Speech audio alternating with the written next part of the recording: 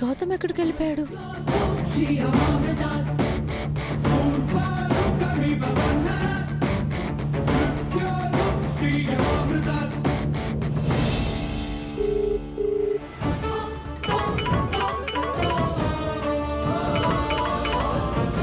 చెప్పు గౌతమ్.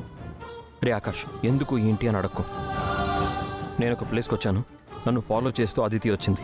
నువ్వేం చేస్తావో తెలీదు, తను ఇక్కడ ఉండకూడదు. ఏమైందిరా? అదే అడక్కు, తర్వాత అన్ని విషయాలు చెప్తాను. అదితికి ఫోన్ చేసి హాస్పిటల్కి రప్పించుకోవడం లేదా ఏదో ఒకటి చెయ్యి. Do it fast. ఓకేరా, నేను చూసుకుంటాను.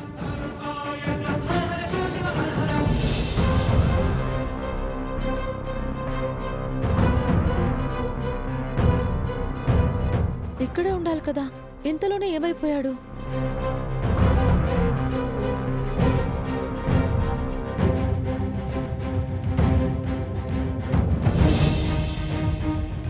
అర్జున్, సుభద్ర, అందరూ ఎక్కడున్నారు? ఇలా రండి. ఏంటమ్మా, ఏమైంది? ఆ అహల్య గదిలో లేదురా. మీరేమైనా చూసారా? దానికైనా ఇంతలా అరిచావు నానమ్మా? మేమింకా ఏదో అనుకుని కంగారు పడొచ్చామండి. హడలు కొట్టేశారు కదండి బామ్మ. కడుపుతో ఉన్న పిల్ల ఇంట్లో లేకపోతే కంగారు పడవా ఏంటి? కంగారెందుకు అత్తయ్యా? తను ఎక్కడికి వెళ్ళుంటుంది? ఇంట్లోనే ఎక్కడో ఉండుంటుంది. ఇల్లంతా వెతికి చూసేనే, ఎక్కడ కనిపించడం లేదు. సరిపోయింది. ఇన్నాళ్ళు ఆవిడ గారు కనిపించకపోతే గౌతమ్ గారు గోల చేసేవాడు. ఇప్పుడు నువ్వు కూడా మొదలు పెట్టావా నానమ్మా? నా కంగారు దాని గురించి కాదే, దాని కడుపులో ఉన్న నా మునిమనవడు గురించి. టైంకి తిని టాబ్లెట్స్ వేసుకుని రెస్ట్ తీసుకుని నా మునిమనవడిని జాగ్రత్తగా చూసుకోవి అంటే అది ఎక్కడికెళ్ళిందో ఏంటో. ఆ విషయం మమ్మల్ని అడిగితే ఎలా బామ్మగారు? అయినా గౌతమ్ ఎప్పుడు ఆవిడ గారి కొంగు పట్టుకునే తిరుగుతూ ఉంటాడు కదా. వెళ్ళి గౌతమ్ని అడగండి. వాడింట్లో లేడు కార్తీక్, హాస్పిటల్కి వెళ్ళాడు. వాడితో పాటు అహల్య కూడా హాస్పిటల్కి వెళ్ళిందేమో.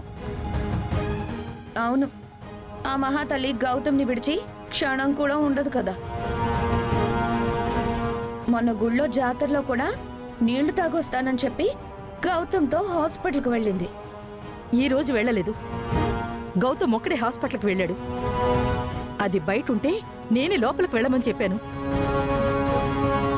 ఒకసారి గౌతమ్కి ఫోన్ చేయమ్మా, వాడితో పాటు హాస్పిటల్కి వెళ్ళిందేమో కనుక్కో.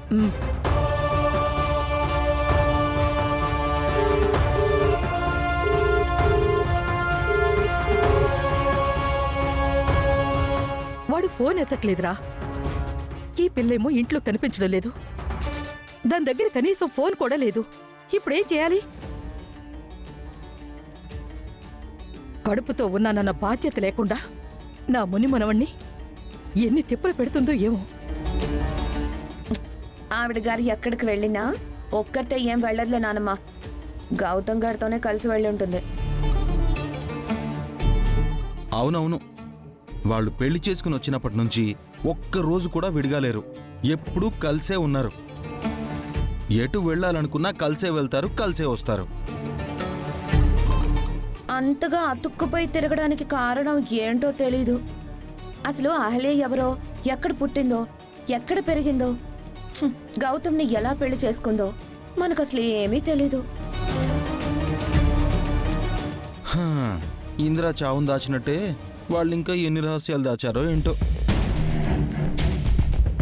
ఇందిరా చావులాగే వాళ్ళ పెళ్లి కూడా ఒక మిస్టరీ లాగే ఉంది. వాడు పెళ్లి చేసుకొని వచ్చాడని చెప్పి వీళ్ళు దీవించి కోడలిగా అంగీకరించి అక్షింతలు వేశారు. ఆవిడ గారి కడుపులో మీ మునిమనవాడున్నాడని మీరు ఆవిడ్ని వెనకేసుకుని వస్తున్నారు. అసలు అహల్ ఎవరు, ఎక్కడి నుంచి వచ్చింది, గౌతమ్ తన గురించి ఎందుకంతలా ఆరాటపడుతున్నాడని ఎప్పుడైనా మీరు ఎంక్వైరీ చేశారా? ఇప్పుడు చేస్తాను. అది వాడు ఇంటికి రాని, దాని సంగతి ఏంటో తేలుస్తాను. గౌతమ్ గాడి నోటి నుంచే అది ఎవరో ఏంటో చెప్పిస్తాను.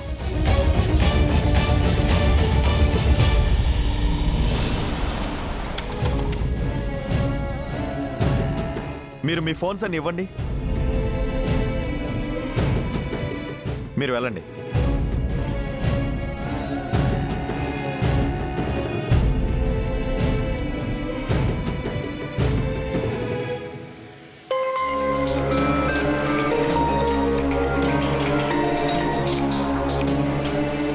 Hello good evening madam. మీతో ఒక 2 minutes మాట్లాడొచ్చా? ఎవరు మీరు? గుడ్ లైఫ్ ఇన్సూరెన్స్ ఏజెంట్ను మాట్లాడుతున్నాను మేడం. మా దగ్గర రకరకాల పాలసీలు ఉన్నాయి. మీకు యాక్సిడెంట్ అయి కాళ్ళు చేతులు విరిగినా, లేదా సివియర్ ఇంజ్యూర్ అయినా, లేదా అల్సర్ నుంచి క్యాన్సర్ వరకు ప్రతి దానికి మా దగ్గర పాలసీ ఉంది మేడం. ప్రాణం పోతే పెద్ద అమౌంట్లో మనీ వస్తుంది మేడం. ఏయ్, ఏంటయ్యా నువ్వు నైట్ ఈ టైంలో ఫోన్ చేసి యాక్సిడెంట్లు పాలసీలు అంటున్నావు? ఫోన్ పెట్టేయ్.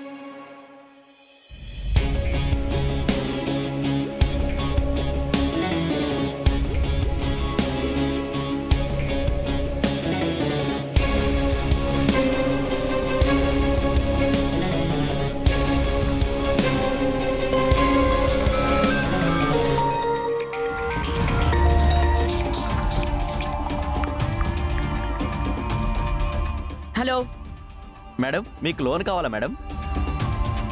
మా దగ్గర house loan, car loan, business loan అన్ని లోన్స్ అవైలబుల్ ఉన్నాయి మేడం. నాకే లోను అవసరం లేదు. ఫోన్ పెట్టేయ్.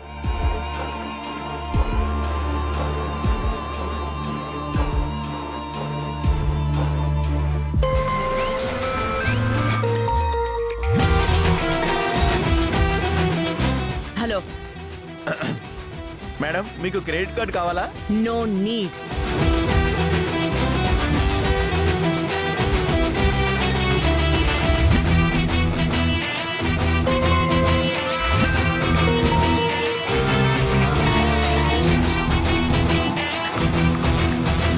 హలో. మేడం, లక్కీ డ్రాలో మీ నెంబర్ వచ్చింది. మీకు మంచి వెకేషన్.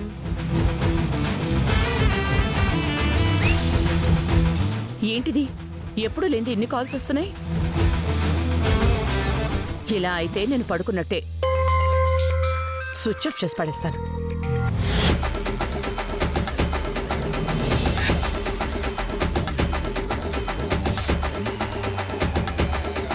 మీరు డయల్ చేసిన నంబరు స్విచ్ ఆఫ్ చేయబడినది. Yes, Yamini madam phone switch off చేసింది.